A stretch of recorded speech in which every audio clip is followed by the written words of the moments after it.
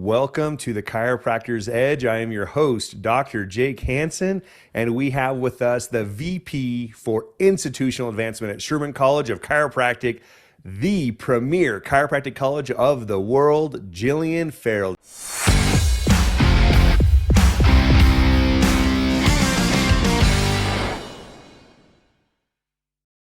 Jillian, welcome to the show today. Thanks, Jake. It's so great to be here. It is wonderful to have you here. So every time I meet you, you act like I'm the most important person in the world to you. But I know for a fact that you have 10,000 other very important things going on in your life. And I would love to share that with the chiropractors in our group today and the business owners in our group with how are you able to organize your life in such a way so that when you are having individual contact, it seems again like I'm the most important person in the world, but you are running some massive things for Sherman. I mean, being able to see you this year at Lyceum and seeing how, and if you guys have not been to Sherman Lyceum, man, you have need to go to see how, I mean, not only just to receive, but just to see how an organization can run things so clearly.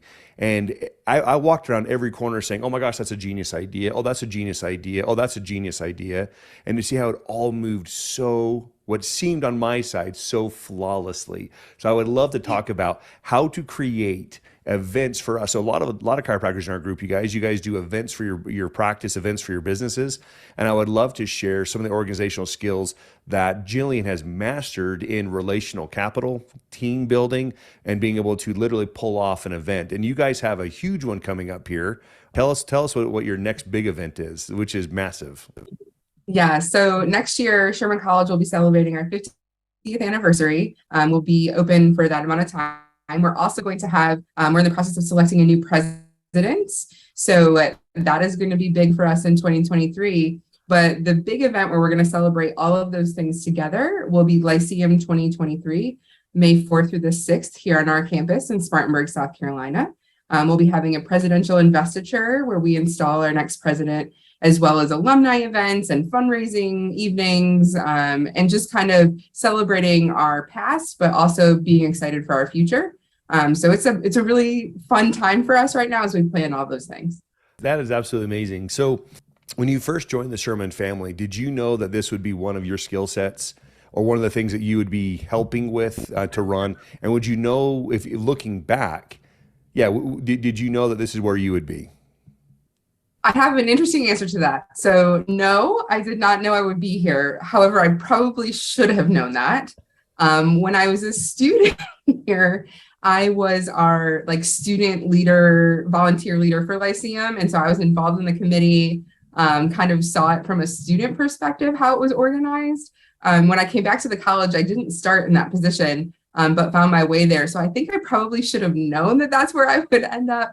But I didn't really think about it that way because I thought I'd eventually go on the teaching side. So definitely didn't expect it. But I think not only my experience here as a student in with the event, but also, I mean, I was in practice for 2 years. We did a lot of events at our office too, patient appreciation dinners, going out in the community. My biggest claim to fame was I was a celebrity bagger at the local grocery store chain. So that was like the biggest thing that we did for them as a fundraiser. So it kind of, I guess I should have thought that I would end up here.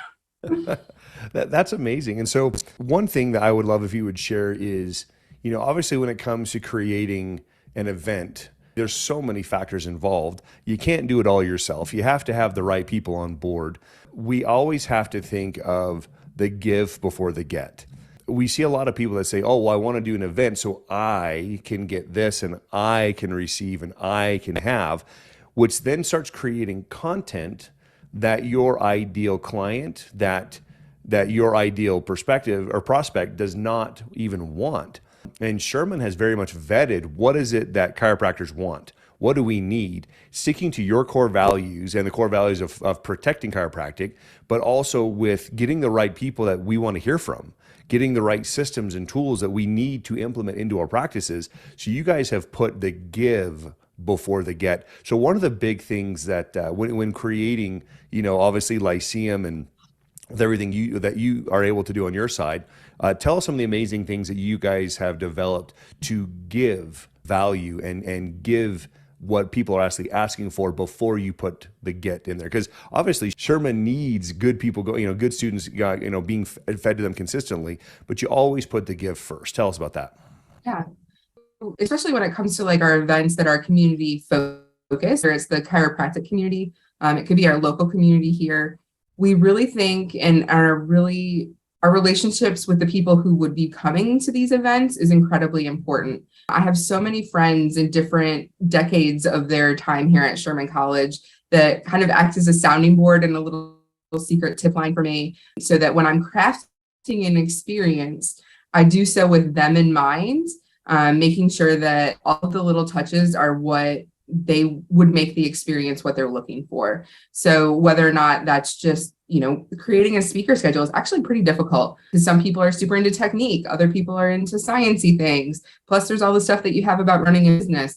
So when you're crafting that schedule, it's for people that are focused on those different things. Okay, we need to have at any given time somebody who's doing technique, so that person has somebody to go to. It's having somebody who does a science or a neurology based presentation at any given time, for them to go to. So it's really just creating the experience and allowing them to have it be what they need and what they want.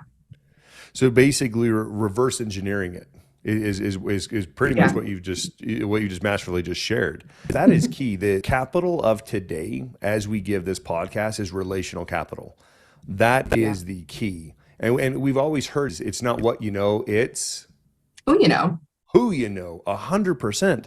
I can't tell you so many times where, as I was trying to create something by myself, as I talked to a mentor or my coach, they'd say, well, hang on.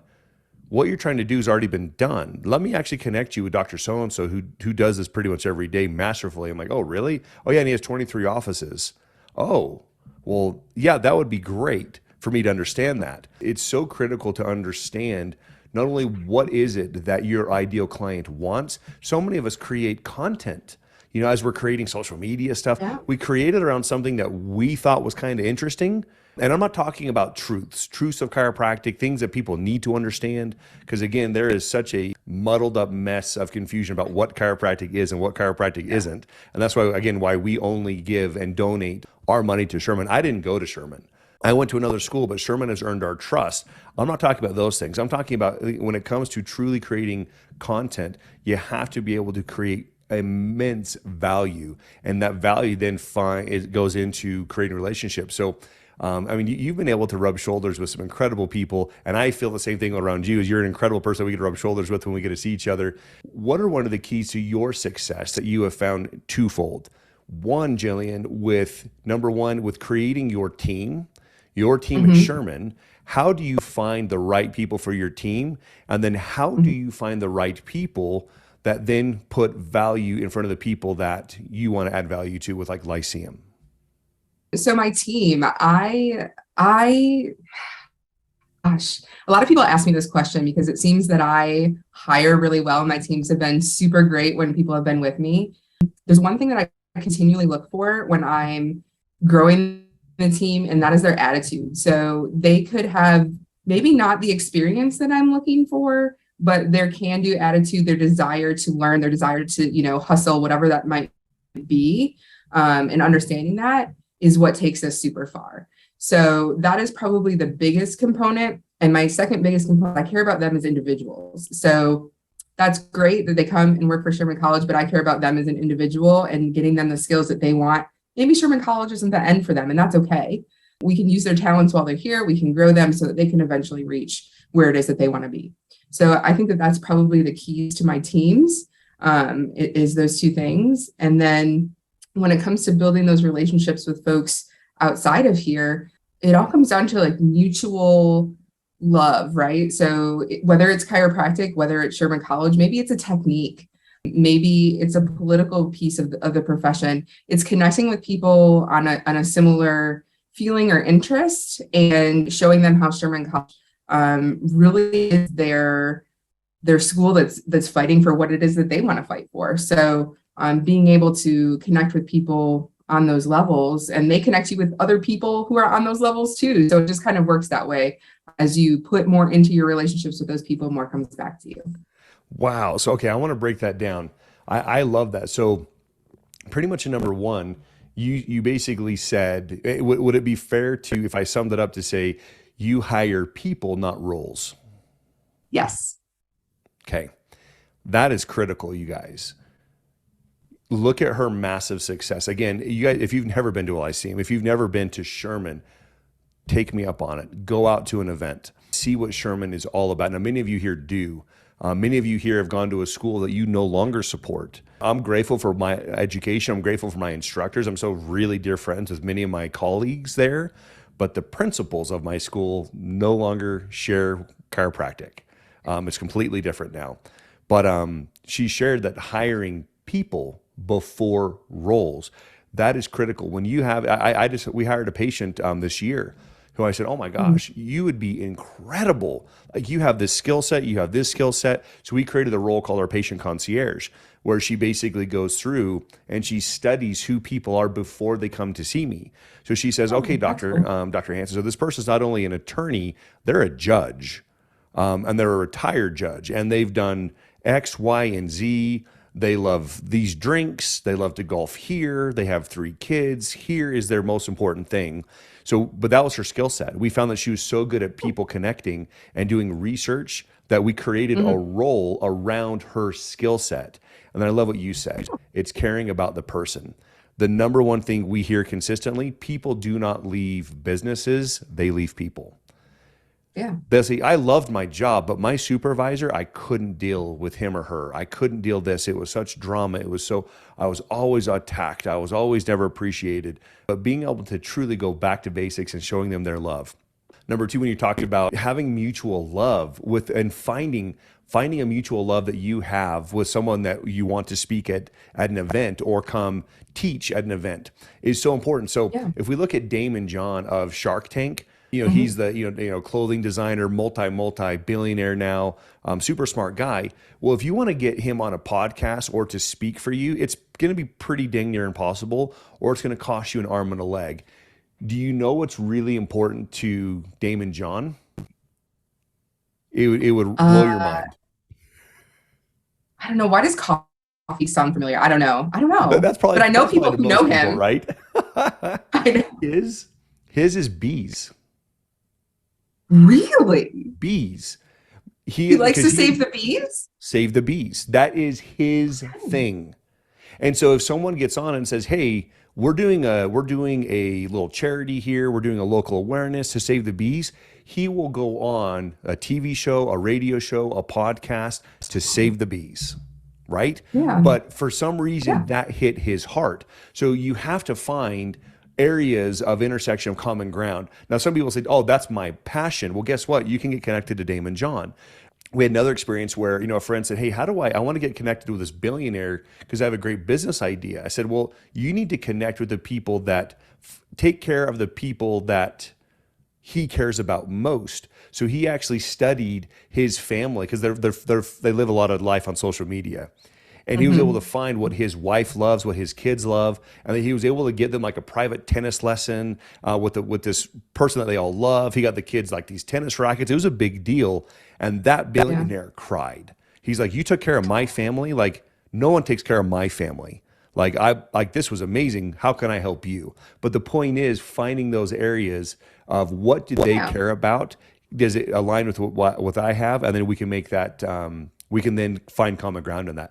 When it comes to being able to massively create an event of this success, what are some of the things that break down that for us on a clinical level? To have a patient appreciation day, it's easy to kind of run through the things and try to do things on our own or sign a team member or two.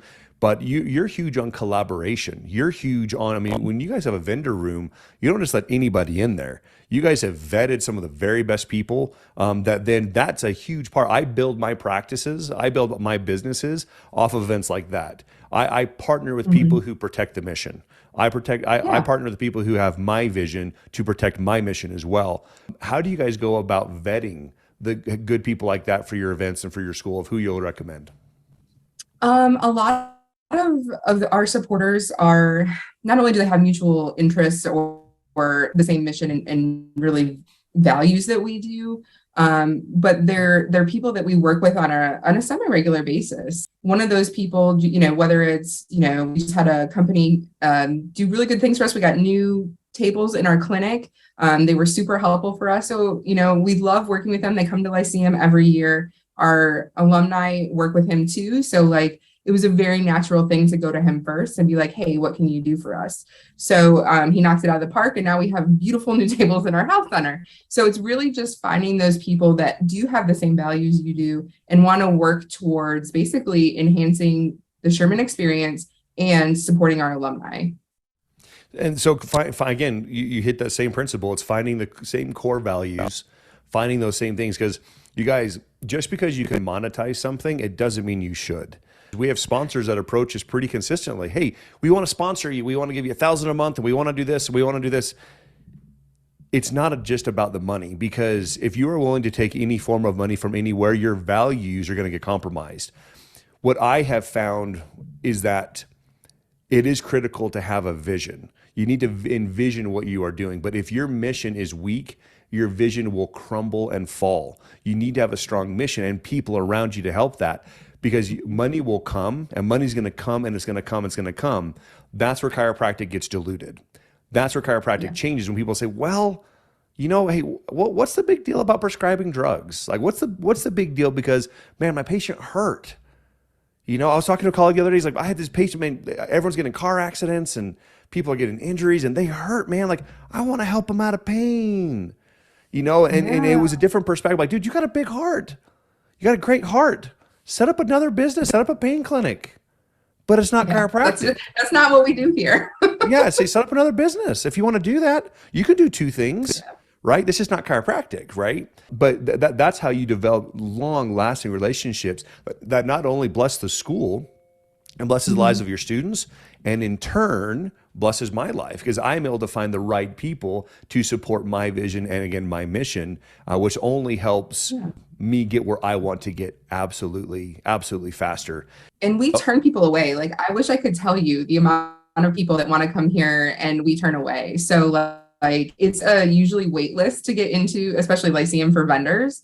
That's how serious we are about it, because you're right, it's not about the money. It's more about what value they're providing to the people coming and like to the general profession at large. This has been a super impactful podcast, not only for me again, but I hope it is for you. The best way to build your team is to find people who are passionate about what they do. Hire people, not roles, and just care for them. Ask them questions. The other day, I had one of my front desk office CA. I could tell she was struggling a little bit, and I had to run to a meeting. And I said, "Hey, I get back, and there's about 20 minutes. I'm going to pull you off the floor, and we're going to get it covered. But would it be helpful if we talk?" She's like, "That would be great." And she just had some personal stressors that have come up with her own health, and some things that she's been concerned with. But she's like, "Doc, I'm so happy you pulled me aside, because this has just been eating me away, and it's a personal demon I'm battling. It's not the practice, it's not business, it's my personal thing." Well, guess what? All business problems are personal problems, every single one. But we were able to take that. So people, put people first, right? Hire people, not roles, and love on them. And when it comes to creating relationships, I just mirror what Jillian does, you guys. She's able to masterfully communicate, to articulate what she wants, and to see the masterpiece of what the events that you guys have done there. And I mean, obviously this isn't just, this is, which is crazy to say that this is a small part of what you do. But you do so much. But again, it's because you are organized. You are very well organized, and you have the right team, and you have the right systems to run an empire that is Sherman College of Chiropractic. To the practicing doc here, we have a lot of students in our group. We have a lot of docs been practicing a couple years. Docs been practicing over 30 years. What would be some of the last words of advice you would have for building a massive, massive following, from hiring your team to bringing on patients? What are some of the words of counsel you would give, being in the position you are in now? For me, it's really about living your values out loud. It's being who you are authentically, and throw that in with some really good time management techniques. If you know what works best for you, you can really kind of master all of those things, and still leave time to pour into your relationships, both in business and your personal relationships. So that's how I pretty much do everything that I do. I love that thought. I just had a conversation with one of our members. He went to a school where it was a white clinic jacket. He's like, we were told, like, when you practice, you wear your white clinic jacket because that's what doctors do. And he's like, Doc, this isn't what I want to do. Like, this doesn't seem chiropractic to me. This doesn't seem, Don't wear my it. patients seem freaked out. I'm like, what do you like? He's like, I love jeans and t-shirts, man. I'm like, so why can't you wear jeans and a t-shirt? And he literally, it's the first question. I think that's pretty common today to hear that a lot of doctors practice authentically. It's the first conversation he'd ever heard. He's like, I can wear jeans and a t-shirt. I'm like, if you wanted to. Said, is that what your ideal client? I mean, are they jeans and t-shirt kind of people? He's like, 100%. They're jeans and t-shirt people, and that's who I am. I'm like, dude, then why not live that way? Yeah. And I think too, especially when you're at that level of authenticity, like for me, one thing that I commonly hear is like people always know where they stand with me too. So it's not like I'm free to, I speak my mind, and when I'm asked for my opinion, I do give it, obviously. But they appreciate, a lot of people will come to me for that second opinion or for just a listening ear. We can do that for our patients too, right? Like, hey, I'm here for you. How can I do that? And when you look like what they're looking like, that makes it easier for them. 100%.